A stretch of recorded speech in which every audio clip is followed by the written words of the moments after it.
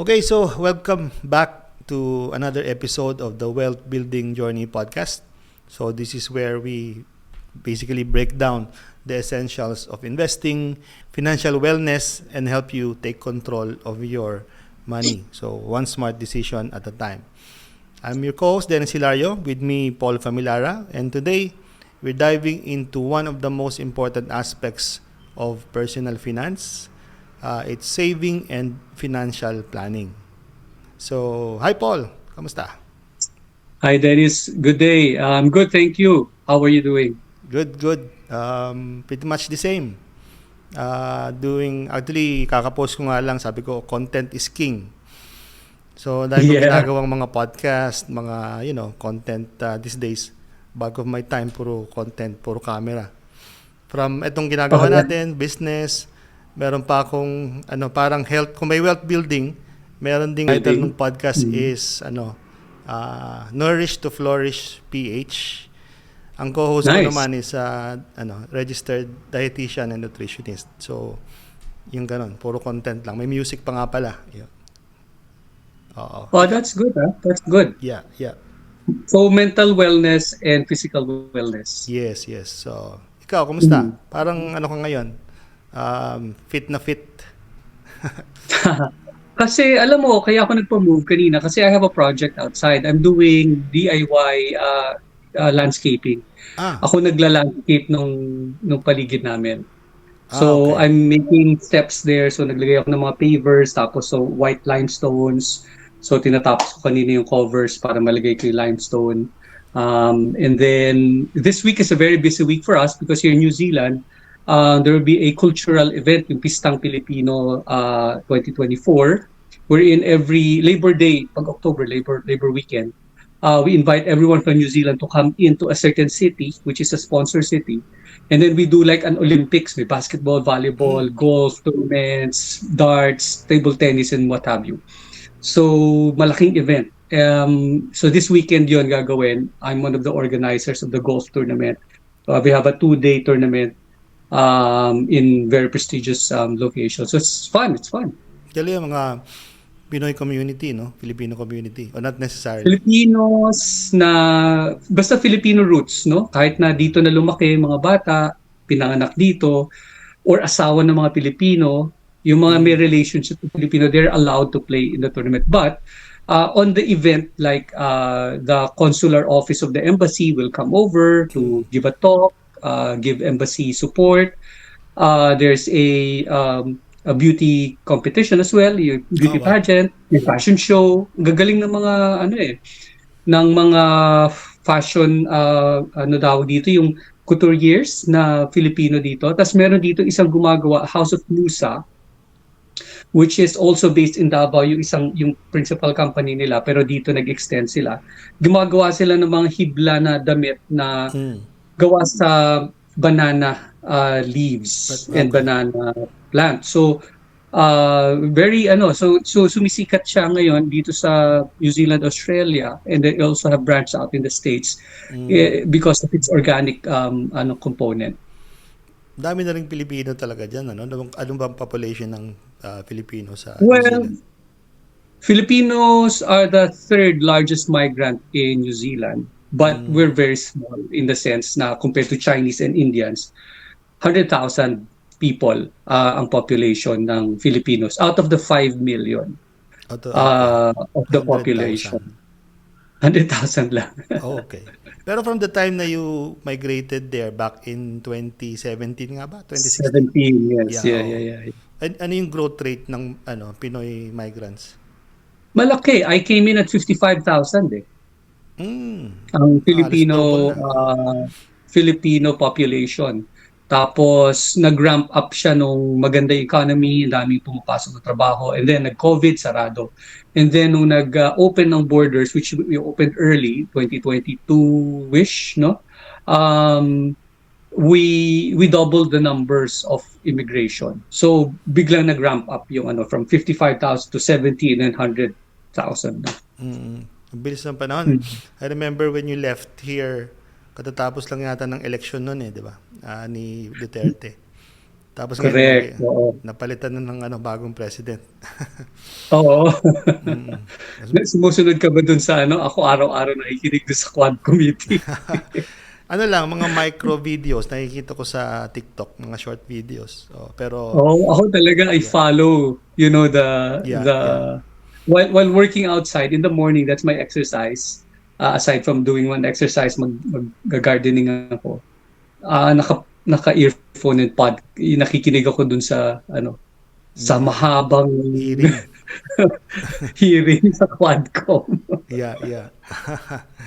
Oo nga, dami mga controversial na mga videos dun eh. I also see sa mga short form. But yeah, before I used to parang binge din yung mga ganyan eh nung pandemic lalo na no. But ngayon parang ginagawang entertainment ng karamihan eh. Dahil sa mga statements ng mga politicians. Maganda yung value ngayon kasi the questioning is authentic, no? Yeah. It's not grandstanding Yeah, form. yeah. So tsaka maraming matatalino mga batang congressman, which is for me it's a light of hope. Yeah. Of course, I have a business there. I have a good stake in the Philippines. I have investments. I have property. So it's really important for me to understand what's going on. Dahil Yeah. hindi ako dyan araw-araw nakatira, no? So for me, understanding politics is a big thing for me to understand. Ano na ba yung temperature ng Philippines, no? If it's good, it's good. Politics dictates a lot in Mm. the economy of the Pero Philippines. parang lately, well, in the past years, yung mga internal debates ng Senate or ng Congress, hindi siya tinetelevised, no? Yung mga debate nila. Televised din. Televised ba? Oh, yeah. Hindi ko lang siguro Correct. nakikita. No, hindi mo lang nasusundan siguro. So I listen to commentaries from time to time. Hindi ko naman lahat pinapakinggan, pero putol-putol din pag mahaba na masyado. Pero I just watch the replays, and then I watch commentaries like commentaries ni ni Llamas, Mm. commentaries ni sino ito, Christian, ano ba 'yun? Yung first take ba 'yun or something? Mm. Facts first, no? So yung Yeah. mga ganong klaseng commentaries I try to listen, because I listen to a lot of commentaries, news in the States, news in Australia, so podcasts, vlogs, because for me it's a learning process. Yeah. Walang time sa akin sayang. Mm, nga, yeah. Gagawa akong kape. I'm listening to podcasts or news, Vantage, Al Jazeera. Mm. Hindi na naka-on yung TV, yung ano na lang, yung phone na lang naka-on. Tapos naka-earphone, no? Naka-headphone. Mm. Naka-earphone. Yeah. Ako din, same. Yung habit ko naman pa nag-workout and nagda-drive yung mga moments na yun, I listen to podcast and audiobook, no? Yeah. Yung mga ganun. Yung mga long form na na content such as those. Tapos yung mga politics, yun, mga short form lang. Kasi to be honest, di ako masyadong interesado sa politics. But more of entertainment yung consumption ko ng politics. Well, entertaining ngayon. Yeah. Anyway, Comedy. sige, let's jump on dun sa natin, dun sa topic natin about saving and financial planning. So, I think the first basic question is that why saving is the foundation of financial stability. What's your take on it? Well, I think you've given us pointers, no, before we started. Sabi natin, we have to look at and talk about savings as an important facet of financial stability, because first of all, like any other person, no, we accumulate things. And if we accumulate things, that's a value that if it has a value, it will give us something in the future to pull out from. But if you know the value of your money, then you have to save that money as well for future purposes, and that gives you stability. Right. Like emergency fund, no. Sabi natin, cash is really, or the form of cash, as we had discussed in the last podcast, would not be enough No, savings is not enough, but savings for emergency fund purposes, Oh yes. or for unexpected situations Mm. or episodes of life like pandemic or war or what have Mm. you, or even just inflationary, catch up. Yeah. You'd be able to support yourself without Yeah. fear. Actually, mga simple situations yan, no? Halimbawa, biglang nabutas na yung gulong ng kotse, no? Oh yeah. Minsan, hindi mo alam na manipis na pala eh, 'di ba? Medyo mahal din ang gulong. Sabihin natin 10,000, 15,000 ang gulong, no? Pagka even Mm. yung mga baterya, yung mga Mm. consumables ng mga Consumable. sasakyan, mga maintenance, yung mga ganun, minsan nagkakasakit bigla, no?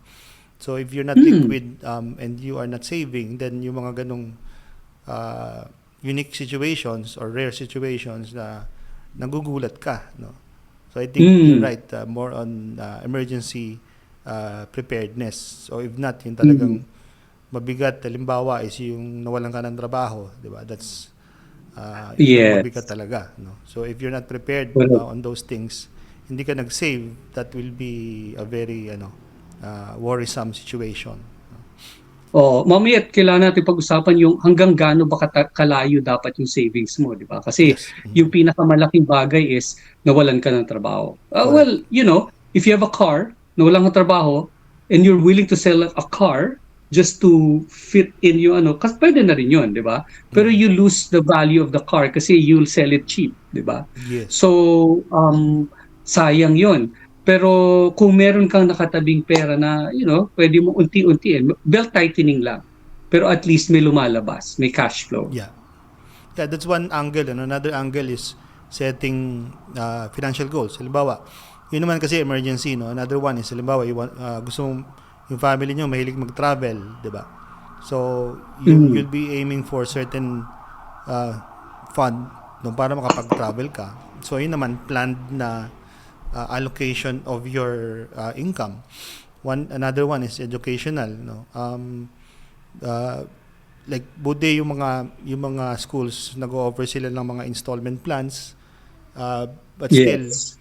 it's better if you can save it in advance so that kasi pag naka-installment ka, may interest din yun, sayang din, You ano? avoid the interest, correct. Oo. Exactly. Oh. So any other financial milestone is Yeah. also one of the reasons for saving. Ang ayaw mo dito is if you're paying on finance, no, format, yung may interest kang babayaran. At the same time, paano kung hindi mo mabayaran, mapuputol talaga yung plano mo. So as you said, if it's an education that you have to finish a year, tapos hinuhulugan mo lang per semester, tapos dumating yung panahon na second semester na bayaran na, hindi mo mabayaran. Yes. Oo nga. Dahil wala kang savings at all, Mm. mapuputol yung education mo. That's a big value loss for you. Yeah. Whereas kung kapag save ka ahead, wala kang fear na mawawala yung value na yun. Kasi alam mo, at the end of the year na matapos mo yung education na yun, that will give you more. Mas malaki ang palit. Kasi, di ba, kung certification yun, tataas ang sweldo mo. Di ba? That's right. Or you can apply for another job that is better. Di ba? Yeah, So, yeah. which is a big thing. My son recently, he's 16, no? And he takes a part-time job dito. And he's earning, good enough compared to Philippine value. Yeah. Kung i-convert mo sa peso, kasi times 35 kami sa Philippine peso. Nag-iipon siya sa motor niya. Sabi niya, pagdating ng 16 years old ko, bibili na ako ng aking motorcycle. Mm. Kasi gusto ko magbabike na lang ako, motor na lang ako sa aking Muay Thai class. Right. So una, pinipigilan namin. Pero sabi namin, sige, mag-save ka. So nag-save siya enough, no? Tapos to the point na nung pumunta kami doon sa shop, mas mahal pa pala yung ina-expect namin na mabibili niya, na mas maganda. So what we did, sinamahan ko siya, pinakita ko sa kanya, and then sabi ko, anak, let's negotiate. So nag-negotiate kami doon sa dealer, and then sabi ko sa kanya, kinausap namin yung dealer, can we put a hold on the bike? We don't want to lose this kasi naka-discount. Yun na lang yung naiwan. So, we put the $500 hold, and then sabi namin, kasi ang naipon niya lang is 2,900 pa lang, 3,900 yung bike. So may kulang pa siya na 1,000 uh, dollars, no? Sabi namin, sige, mag-hold kami. Binigyan kami ng 1 month, 30 days, 30 days to hold. So sabi ko, anak, so may 30 days ka to save more money to catch up to the value of ano. Kasi kung hindi, mawawala mo yung bike na naka-discount. Yeah. So, yun yung essence. So, hindi niya agad nilabas yung pera. Pinag-ipunan niya muna. Kasi kung hindi, kung ifa-finance namin niya, may interest din. Exactly. Yeah. Which comes to another situation naman na if you are you have a big debt, or utang sa credit card, sa loan, etc. So that's another motivation for you to, save so that you can pay, you can reduce your debts, no. Kasi ito napag-usapan natin before na kung bata kasi you're tempted always to use the credit card, until you reach a point of realization na hindi pala dapat ginagamit yung credit card, pero at that point, 'di ba, hirap ka na magbayad, so nagiging dependent ka na ngayon sa utang, so of course one of the reasons for saving money so that you can pay, if not fully zero out yung mga debts natin, especially sa credit card kasi ang taas ng interest, 'di ba? Correct. So overall, you'll get ang end of ang ball game naman talaga dito, ang outcome na tinitingnan natin is yung peace of mind. No. Yes. So meron kang prepared kapag sa emergencies, meron kang inaay na goal dun sa mga gusto mong gawin. At the same time, you reduce your debt, if not fully pay your debt, So by having that parang structure, at the end is makakatulog ka na mahimbing, di ba? Again, money is a tool, but just like any builder, for example, if you don't have that tool, you don't have enough to build, right? So if you save up for all the tools that you needed, then you can start building. Same as money. If you save up for the money that you needed for whatever plan that you have, then you can start building a dream, an investment, a plan, di ba? Yeah, sure. Okay, so let's talk about yung basics of saving. Okay, so the question, paano ba talaga mag-save? Ano ba yung parang step-by-step discipline, no? Yung ano mo dito, ano ba yung advice or opinion mo about the basic steps in saving for financial growth?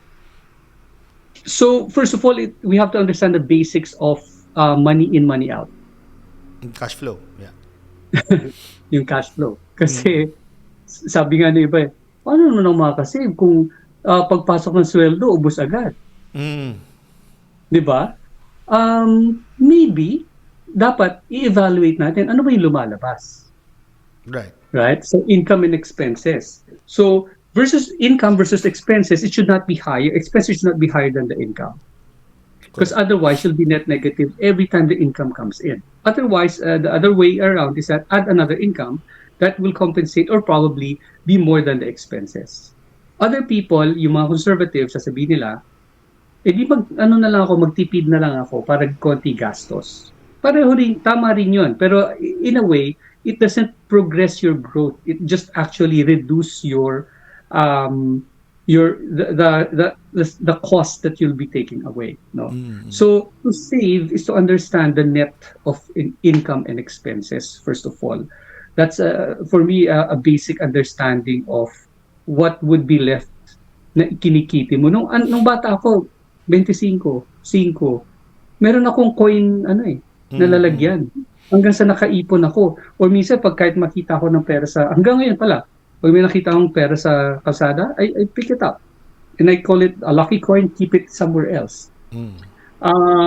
Or sometimes you have to put something in your pocket para at the same time, on weekends, may pera ka, meron kang pang bigay sa church. No? Yung mga ganong understanding of where your money will go, it helps a lot, no? For me, that's where creating an opportunity to to progress. Pag sinabing opportunity to progress kasi may naiiwan eh. So later on yun, pag inipon mo ng inipon yun, mas malaki na yung mabibili mo na bagay. Yeah. Natuwa ako nung last weekend because all along I thought na yung mga schools these days hindi pa rin nagtuturo ng finances. Pero yung anak kong lalaki last Sunday pala lumapit sa akin.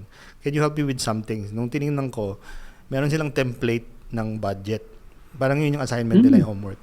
So, naka-identify doon ano yung mga assets, ano yung liabilities, parang situational in the future daw. Tinuturuan sila na mag-manage ng pera by giving those tools and templates. So nandun din yung projected na income and then yung mga category of expenses na a typical adult na ginagastos ng isang adult from medical rent and groceries and so on. So patulong siya sa akin and yun nga it's a realization na nagtuturo na rin palang some schools, maybe di lahat pero some schools about that kasi ako I think I started doing that in a spreadsheet in Excel back in my early 20s when I started na kumikita na talagang ina-allocate ko siya and kahit na tempted ako to do some gastos, nakikita ko kasi doon na hindi talaga possible so kahit na anong gawin ko hindi siya posible na bumili ng something. So I think that's the first step, diba? You should be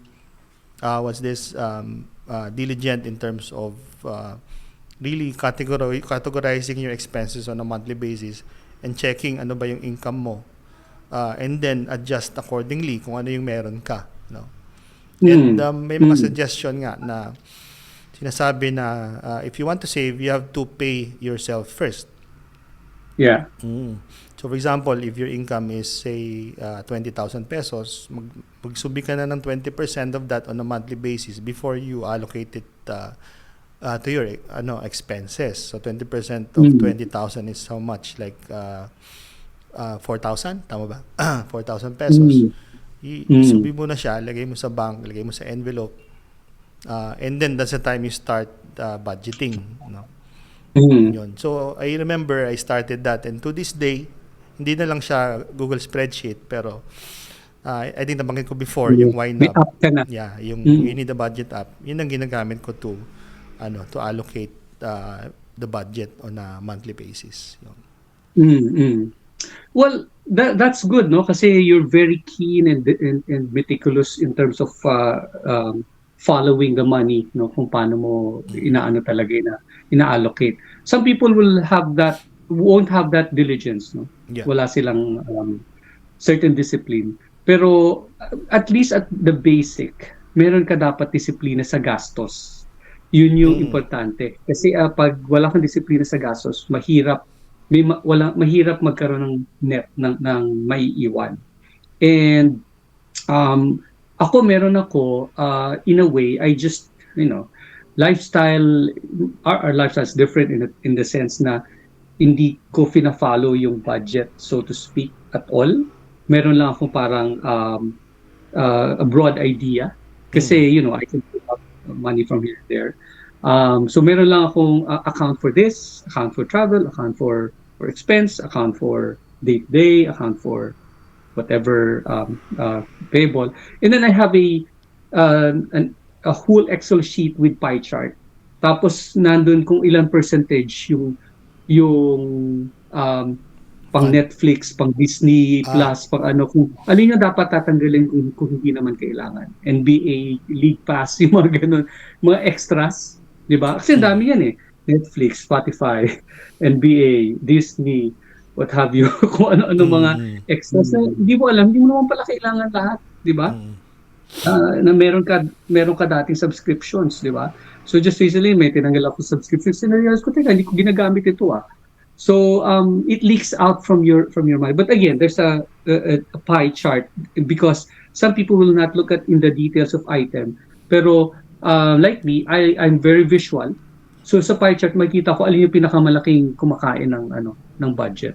Correct. Tama yun, Yeah. ano? So, yeah, yung somehow magkaibang method pero pretty much the same outcome, ano. Mm. Yung iba naman merong sinasuggest na 50-30-20. So, Mhm. 50% of your income goes to your essentials. So, yun yung mga ano talaga, necessary. Mm. Like yung rent, utilities, groceries, and whatnot. 30% naman would be mga wants. Ito yung mga non-essentials like dining out, entertainment, sabi nga natin, yung sa mga Netflix, etc. Probably shopping. No? So that's 30%. And then yung 20% would be savings. No? Sa savings, Mm. actually, pwede mo pang i-break down nun eh. Maybe 5%, 33% of that would be sa debts. 33% naman for emergency fund. And then 33% is for financial goals like travel. No? Parang ganon. So, Mm. pretty much a little bit systematic way of doing things, but it depends Mm. nga dun sa personality mo. So if Mm. yung approach mo would be more comfortable for you, Mm. then so be it, as long as you're vigilant in spending. Correct. Do you know that even the richest people will try to save money? Yung akala mo automatic may pera na yan, di ba? Mm. No, they really put in money allocated. Like, ako ang ginagawa ko automatic na yan. May auto transfer ako. Mm. Auto transfer to an account, and then auto Yeah. transfer to a higher percentage account, a higher interest account Yeah. na hindi gagalawin. So, ganun yun, dagdag ng dagdag, dagdag. Tapos dagdag dito ng dagdag doon sa isang, kung meron akong bibilihin, gusto kong gastusan ng something, meron akong pagkukunan. Automatic yan. Kasi nga, sabi mo, kailangan may disiplina ka eh. Ngayon, Mm. kung ano may iwan, yun yung kailangan mong, di ba, pagtiisan ko ano yung pwede mong gamitin. Mm. Mm. So, especially if you have a very limited amount of money Mm. na pwedeng pagkunan. And now, talking about emergency fund earlier, what's your take and what's your principle in terms of the amount of emergency fund that you should be having? Ako kasi, when I was like doing my financial planning years ago, is that emergency kasi for me is yung number one, yung hindi naman talaga emergency. A big bulk of money kasi na importante is pag nagkaroon ka ng critical illness, no? Kasi yan yung malaki ang gastos talaga sa hospital eh. 'Di ba? Yung mga, of course, yung mga critical illness like cancer, heart problem and whatnot. So those, yun talaga, and you can solve it by subscribing to insurance plans, no? Critical illness plans and Yeah. whatnot. Pag naman emergencies like nagkalagnat, nagkaubo, etc., I don't think, for me, hindi siya ganun kabigat. So probably I'll be allocating say 10,000 per month just for that, kasi ang isang check-up naman, well, kung may HMO ka walang problema, no? Kung wala, ang check-up naman parang 2,000 pesos lang plus the plus the the gamot, probably 3,000 4,000, and hindi siya nangyayari lagi, no? It can be yung anak mo or yung asawa mo, pwede mangyari sa kanila. But more or less, actually, to be honest, in-average ko na yan eh. Ang average namin talaga sa medical expense is about 10,000 pesos. Per month? Per month. So, minsan kasi isa nagkakaubo, yung isa naman nagkalagnat, etc. No? So, roughly, nag-average siya ng 10,000 na month. So, meron na ako naka-allocate na ganun. Other emergencies like, for example, yung auto maintenance. So ngayon, nagbawas na ako sa sasakyan, dalawa yung sasakyan. So, naglalagay na ako ng, I think, 3,000 per month for the maintenance. Ang maintenance sa sasakyan is every 6 months, di ba? Pag yung synthetic na oil. So, 3,000 times 6 is about 18,000 pesos for dalawang sasakyan na yun. Di ba? So, something like that. So, ganun yung approach ko na hindi man siya mangyayari today, pero pinoproject ko na. So, nagsusubi na ako ng, parang ina-accrue ko na siya. So, in accounting terms, ina-accrue ko na siya. And pag dumating na yung time na due na siya for maintenance, meron na akong budget for, hindi na siya big expense for the month, no? Something like that. So, pretty much, that's how I do it, no? Yeah. Well, that's good kasi ano ka very particular ka kung saan talaga pagkukunan at ano yung dapat um, paghandaan. Kasi kung hindi mo alam kung ano yung paghahandaan, bahala na si Batman. Correct, correct. Mahirap yun, di ba? Mm. But let me share with you, for salary people, there are different principles in terms of emergency fund. Because a loss of income is a big loss in lifestyle. Mm. For some people, and some advice, it would be 3 months of your salary. At least may 3 months of your salary. That will give you 3 months before you find another job. No, to give you a leeway that within the 3 months, dapat nakakuha ka ng the same salary amount ng job na pwede mo pagpasukan. Pero yung iba, mayroong sinasabi na 6 months. So, kunyari, 25,000 ang salary mo. Kung 3 months, may 75,000 ka dapat na nakasubi sa bangko na hindi gagalawin. Ilagay mo sa high interest yield savings account. Ibig sabihin, pwedeng i-pull out anytime. Yeah. So or kung 25,000 in 6 months, kailangan may 150,000 ka na nakatabi sa bangko. Easily that you can pull out anytime because a big financial loss will stress your family and yourself. Magkakaroon ng loss of self-esteem. Correct. Natatakot ka and then papasok ka sa isang desperate job. Tapos, you end up, just getting a salary that's less than before or the value of yourself less than before. Maganda nga yung sweldo, pero hindi naman yun yung gusto mong trabaho. It doesn't work well for you. That's why, in terms of discipline for salaried people, make sure that you ensure a 3 month or as far as 6 months of your salary kept. Yeah. Yun yung preparedness naman talaga in case na, mawalan ka ng trabaho, job loss, no? Nawalan ka ng trabaho or what. So at least meron kang nakasubi na projected na 3 months of expenses for you to give like a lead time to look for another job, no? And, well, Correct. the best way talaga, yung pag-usapan natin before, is that you try to, attempt to do parang passive income, no? Para as a backup talaga for in case of job loss. At the same time, na nagsisave ka for emergency. Talking about passive income, some people might not understand that yung SSS na tinatanggal sa sweldo is actually a savings investment, no? Kasi once na pinasok mo yung portion na yan, tapos yung employer's contribution, pag pinasok yun doon, ilalagay yun sa isang investment, tapos later on, magiging amount of money na kaya meron kang parang retirement, no? Sa amin dito, meron ganong tawag Kiwi Saver. So Kiwi kasi New Zealand. Meron ka ilalagay, pipili ka kung anong gusto mong contribution, 3% up to 8%. I think up to 10%. And then, magbibigay rin ng contribution ng employer. Or kung hindi ka employed, pwede kang maglagay doon. So, ako, dahil hindi ako employed, employing myself, I automatically put an amount of money there. At maganda, every year, pag lumagpas ka doon sa value na minimum, magbibigay pa ng $540 si government na ilalagay sa'yo. Tutulungan, parang idadagdag. Which is good. So yung mga anak ko, ginawan ko na rin sila ng Kiwi Saver. Ako na naglalagay automatic para meron ding extra yung government sa kanila. Tapos yun, may interest yun na nag-grow. Yeah. So that's for future building din. Yeah. Tapos, although meron kami parang SSS format na in a way na ang tawag dun is superannuation, na meron ka pa rin makukuha pag matanda ka na to, 65 retirement, no? So government, naman yung kasama yun na kinukuha sa taxes.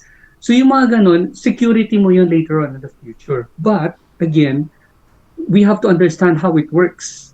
Kasi kapag ayaw natin magbigay sa SSS or inuutangan natin lagi yung SSS, nababawasan din yung interest value ng pera na linagay mo doon, na binawa sa'yo sa sweldo mo. Tandaan mo, sweldo mo yun na binawa sa'yo. Hindi mo yun matetake kung para pambili ng grocery and everything. It was taken out for you because the government wanted you to save money for future purposes na kung hindi ka nag-aalala, at least meron magbibigay sa'yo ng pera. So, I think that's a word of advice. People who are nagko-contribute sa SSS, try to value that, and you appreciate the employer na merong equivalent, actually mas malaki employer contribution. Correct, correct. Pag tinitingnan ko ngayon, sabi ko sa accounting, wow, ang laki ng contribution natin sa Totoo yan, sa no. SSS. Ako, pag nakikita ko rin yung report na yan, napapailing ako eh. Actually, tama ka kasi nung nagsisimula ako ng employed nung mga first 2 years ng employment, hindi ako aware na yung SSS pala is ganun, ano. So, actually maraming katulad ko na nagsisimula na yung SSS. Akala lang nila pinakaltas pero hindi nila alam yung benefits that they can get Correct. sa SSS. No? And that's why you have to watch out also, because that's why I listen to politics kasi when they wanted SSS to be an investment fund for the wealth fund, no? Government wealth fund or country wealth fund. Delikado kasi kung wawaldasin nila yun, baka wala kang makuha sa future pag winaldas nila yung pera na yun. Confidential daw eh. Confidential fund. Ay, nako. Yeah. Anyway, so may iba lang ako. So siguro one of the issues kasi natin to all of us is pag meron tayong gustong bilhin, ang hirap i-resist yung temptation. Kahit na may pera ka or wala kang pera, laging may ganun eh. Meron kang you're tempted to buy, lalo na kung sobrang gusto mo ng bagong iPhone or whatever. What's your strategy para mapigilan mo, ma-resist mo yung temptation na yan? Tama-tama, no? Let's just compare a person A and person B. Kunyari, ako si person A, tas meron person B. I am a golfer. So, I love playing golf. I pay golf fees, no? Membership and everything. And then, from time to time, magaling ang golf industry eh. Bibigyan ka ng mga bagong modelo ng driver or ganito sa pampaganda ng palo mo. So, na-engganyo yung mga tao, pati damit, no? Ang gaganda ng mga forma ng mga damit, sapatos. Ilan kaya ang golf shoes ko? 5 yata yung golf shoes ko. Di ba? Pero may mga tao na as in palit ng bago, bili ng bago. Okay. Even if I do have those stuff, what I do is, pupunta ako sa golf shop, titignan ko kung magkano. Tapos pupunta ako online, titignan ko kung magkano. Tapos hindi ko bibilhin. Yeah. Titignan ko 3 months, 4 months, 5 months down the line. Pag iba na yung yung naka-display, babalikan ko ngayon discounted na yun.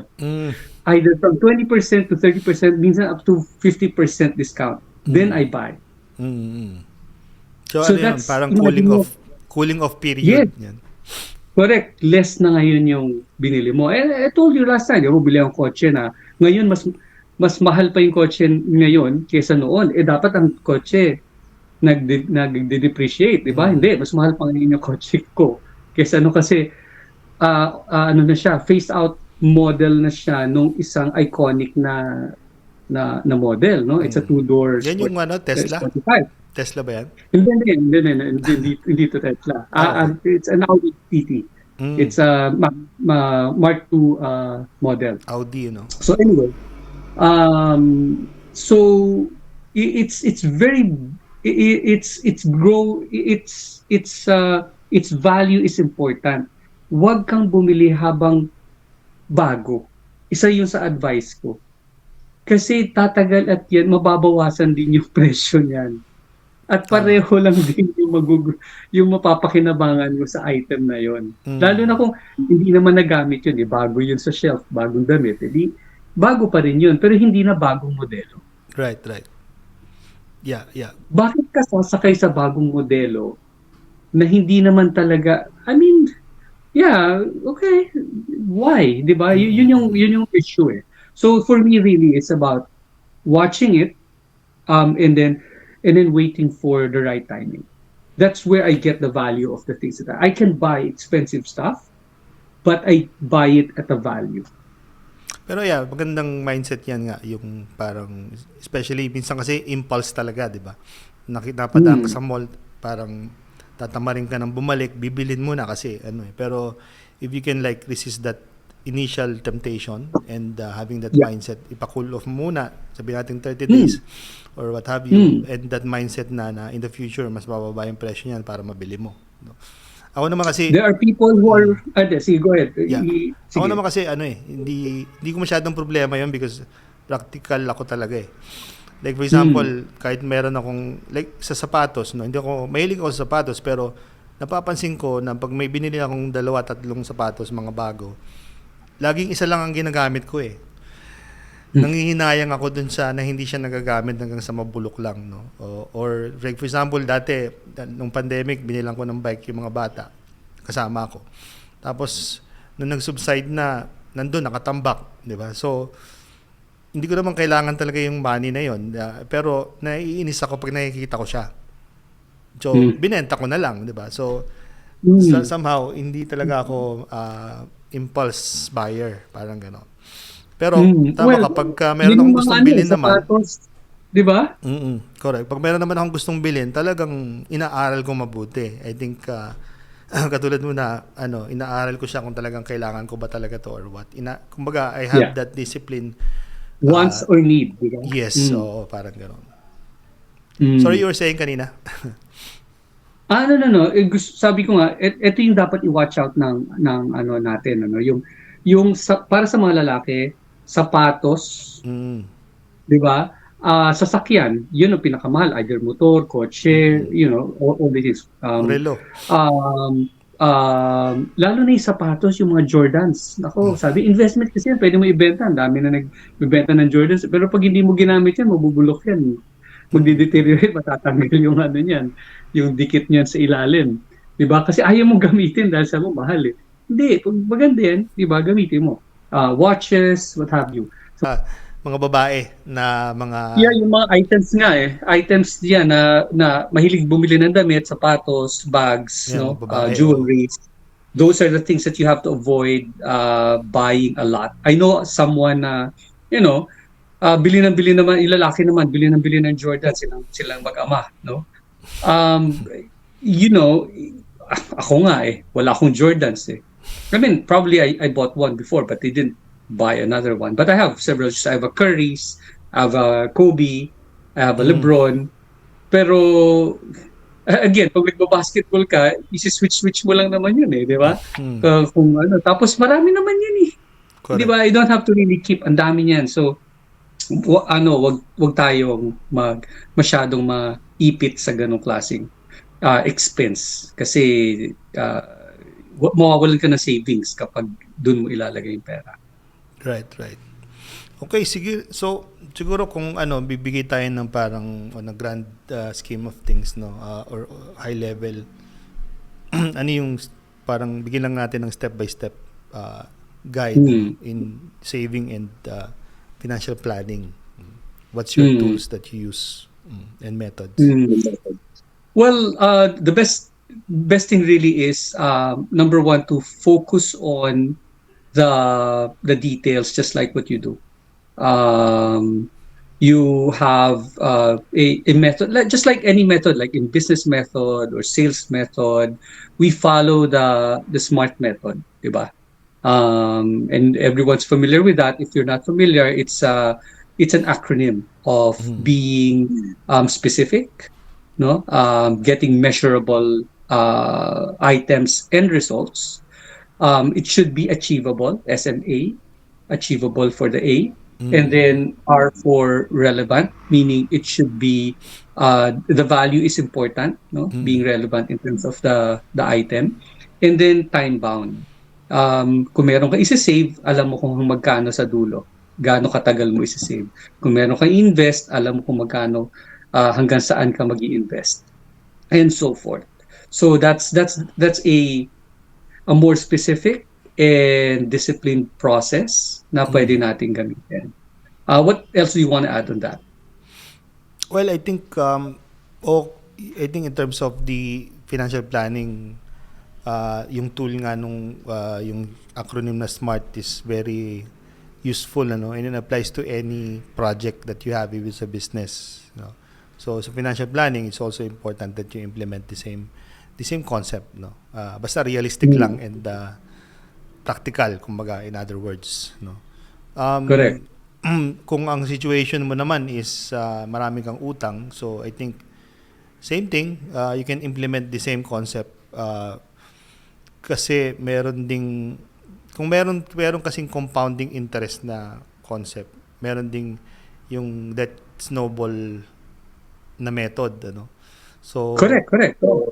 so yun naman, ang isang strategy is yung paying off yung mga maliliit muna na utang, no, until makasanayan mo na makapagbayad ka up to the high interest rate na utang, no, or something like that.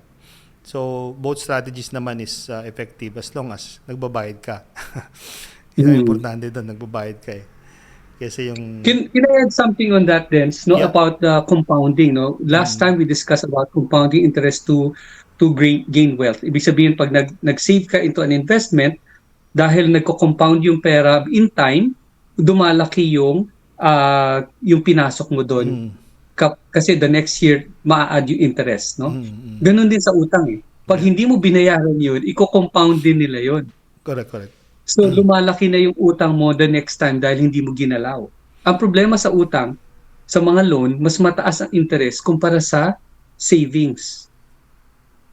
'Di ba? So, the value of your loan, let's say, bigyan natin ng value.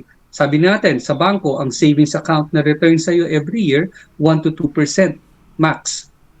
Sa loan, sa credit card, it's a 3% per month. So overall, at the end of the year, magkano yan? 36% kung hindi mo yan binabayaran. And then magki-carry over na naman yan the following year. Right. Di ba? Yeah. Or every month, nagki-carry over. So more than 36% actually ang isang credit card loan pag hindi mo binabayaran. So that's very scary, and that's what you call the snowballing effect. Yeah. So, yung naman na save mo, syempre, yung pinag-uusapan natin lagi, no, ano rin natin sa investment. So, yung mga high interest rates na savings accounts, meron ding time deposits. I think Yeah. yung mga first few options, no, as a starting point when you want to save. Again, invest into higher interest rates na accounts, time deposits, and then you start the securities and other investment vehicles, no, na pag-usapan natin. But I think it's a good na we can dive deeper on those investment vehicles in our next episodes or future episodes, no. Yeah. And then part of it would also be kasi in the end ang mindset mo rin yan, kaya ka nag-invest, you want to grow for your retirement, no. Yeah. Kasi sa may retirement ano bang tawag niyo sa retirement fund diyan sa New Zealand? Superannuation. Ayun, no. Sa Philippines ba meron nun? Wala, SSS lang. SSS lang, Yeah. Mm. But in any case, you can you can create your own method in retirement, magsusubi ka lang, or yung mga financial entities like mga insurance, 'di ba? Meron silang mga ganyang products for retirement. Yun. Yung VUL mo, pwede mo gamitin pang pang-retirement yun kasi it protects you from insurability in terms of death or critical illness, or pwede mo i-pull out yun as your money, di ba? Later on. And then, siguro, once you start na, yun nga, na-devise mo na yung plan, nag-start ka na mag-execute, it's also important na i-review mo rin siya regularly, no? Kasi yung status mo ngayon might be different after 3 months, after 6 months. So, pwede kang mag-revisit ng plan. Just like in business, may tinatawag na strategic planning. On a quarterly basis, merong quarterly reviews, business reviews. And then you adjust accordingly, depending on the situation. Ano yung mga mistakes na you want to correct, and probably some goals na you want to achieve, no? Kasi possibly today, yung asawa mo biglang naisip na magpunta ng Switzerland, di ba? So at least, kung may na-save ka na, pwede ka na mag-replan kung paano ka pupunta ng Switzerland, something like that. Correct. That's true, and that's why, as I said, and just like you, meron tayong although we understand money already, the more you understand money, the more you should be detailed about your strategy. And for me, my strategy is to put it into an Excel format where the pie chart is available. Because at one glance, at the first instance, the first glance, kita ko na kagad kung saang aling part ng pie yung kumakain ng colored yun. So alam ko yung saan pumapasok yung gastos sa ganito, gastos sa ganyan, gastos sa ganito. So nakikita ko agad. Now, kung meron akong idadagdag, isisingit ko lang yung item na yun, mag-change ngayon yung pie. Tapos makikita mo yung net value kung ano may iwan. So kung gusto mong palitan or baguhin, as I said, tanggalin mo yung ibang subscription expenses, palitan mo ng bagong expense, then you are able to fit in, the things that you wanted. Recently, we just got a full electric vehicle. So something that I've been looking at for years. Sabi ko nga sa'yo, instead na bumili ako ng Tesla, bumili ako ng Tesla stocks. Dalawang worth ng Tesla na kotse. So ganun ko tinabi yung desire na makuha yung ganun. Kasi bago nun eh. Interesado talaga ako eh. So instead of buying a car, nag-invest ako. So kumita ako doon. Nagamit ko yung pera ko nung nabenta ko partially, iba iniwan ko sa stocks, no? And then I studied ano kaya hybrid o ano kasi kotse, ano. And then we finally decided that we will get a full EV car, no? And we're having fun with the full EV car. Napaka isasaksak mo, wala ka ng visit to the petrol station, to the gas station. Bibili ka rin ba ng robot ni Tesla? Di ba may robot na siya ngayon? Oo, si Optimus. Optimus. Depende, kaya ko pa naman eh. Natawa din ako sa sarili ko sa yung sinasabi mga subscription, kasi there was a point na nakasubscribe din ako sa lahat. Yung Netflix, Disney, etc., Prime, may HBO, etc. Ang ginagawa ko ngayon, dinidisable ko yung dalawa, tapos yung dalawa muna active. Tapos after a month or two, dinidisable ko naman yung, kunyari yung HBO, yun namang Prime ang ina-activate ko. Tama yan. Kasi first of all, pag umalis ka, dati ka ng subscriber, offeran ka nila ng discount or trial period. So, makakasave ka ng a month or two. Kasi sabihin lang, bigyan ka na a month ng 30-day trial ulit. Yes. Sige, go ahead. So yun, tama ka. And for example, kami, I took out the Disney Plus about a year and a half ago. Tapos sabi ko ngayon, sige, balik na natin ulit. Ang dami na natin na ipong movies na Marvel na hindi natin pinapanood. But alam mo, kaya-kaya mo naman talaga yun eh. Kaya lang, because you know that it takes out a little bit of money from you, and because we're very aware of our money, regardless how big your income is, you are disciplined enough na pwedeng hindi mo makuha yan kung hindi mo kailangan. Correct. Tsaka din talaga ako, mahinayang talaga ako pag may mga bagay na hindi ginagamit. Kaya ako, nagiging negative siya sa akin, vibe. Definitely. Kasi yan eh, parang butas na balde yan eh. Correct. Na puno ka ng puno pero may butas naman. So, at the end of the day, sinasayang mo yung pagod mo. Yeah. All right. I think we have covered a lot. Anything else that you'd like to share or? I really wanted to appreciate yung ginagawa natin din. Sabi ko nga, it may not be a big thing for some people, but to others, it would be a great value. And I've been sharing this idea to some people that I know. Just yesterday, I was in a meeting with a person who attended one of my seminar in the Business Council, New Zealand Business Council, New Zealand Philippines Business Council, and I shared their investment also. And I was happy that I heard na nag-start na siya ng kanyang stocks investment, no? Which is good. And I said, I'm developing a podcast, Wealth Building Journey. So sabi nila, that's good. I was able to speak one of the Google Finance coordinator manager here in New Zealand. And she was sabi niya, are you also doing something for the Oceania for for the islands like Fiji, Samoa, things like that. Sabi ko, well, we haven't reached that because this is the purpose for this is for New Zealand and Philippines because my co-host is based in the Philippines. So sabi niya, sige, I'll try to jump in soon kung may time daw siya Good. and help us. Di ba? Maganda yun. So, Yeah. it's now having an impact. I know it's still small, but I hope we could inspire and help people just by starting with savings, understanding expenses, and then later on putting in into investment. Again, this is the purpose really is for future wealth building. Yeah. Yeah. That's good. Ano. Even me, this is my like, I learn a lot from you, from this podcast. And like for example, every time we discuss, mayroon tayong topic na naisip, I also do my research, no.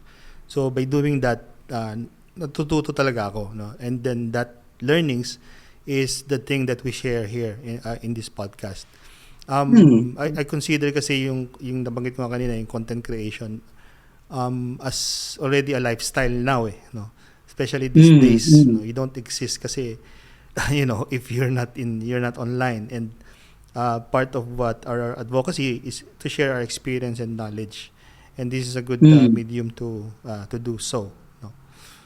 So yeah, so hopefully Nung una, hesitant ako dito, di ba? Then, kasi sabi ko, ayoko yung umaharap ng ganito. Pero I really enjoy talking to you yeah, and sharing ideas because you also share ideas to me. yeah, And while we talk, parang nag-usap lang tayo pero hindi natin alam yung sinasabi natin is na-absorb na iba, no? So, I hope and we hope that, yeah. the audience will also And be yeah, and I taking hope value. soon either Jan or dito, we can do it face to face, no. Di pa tayo nakapag-podcast na face to face, Oo nga eh. Pag bumisita ako dyan, yeah. dapat nakaset na yung period natin ng face-to-face. Or ikaw dito. Yeah, sure. All right, so thank you so much. If you found today's discussion helpful, be sure to subscribe.